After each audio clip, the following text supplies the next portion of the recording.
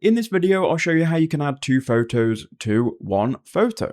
So to do this, we don't need any complicated methods with shortcuts or anything like that. What I want you to do is just open up the App Store.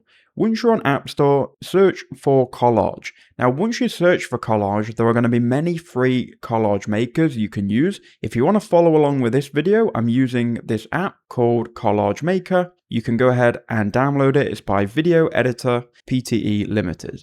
Click open on this app, and as you can see, I've already combined some photos. Once you're on the home page, you're then going to be able to look at the grid section, and you're going to be able to combine any photos you need. So whether you want to landscape, maybe you want here just 4 different squared photos. I'm just going to click on 2 vertical photos though. That will give you the template. You can then click the plus icon, choose your first photo and click the tick, and then choose the second one and click the tick. Now click done in the top right hand corner and you've got your 2 photos. You can enlarge and zoom in and out and move and rotate these as needed.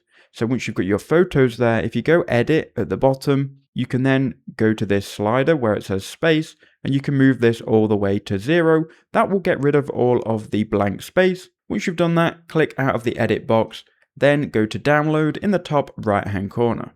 Then click Save as Photo. You may get a pop-up asking you to buy any premium plan. In this case, I got an advertisement, but we'll just wait. You can see the bar at the top go to 100%. So now that bar's gone to 100%, we need to click on this icon in the top right, which should remove it. And there you go. As you can see, it will now be saved to the camera roll and they have been combined.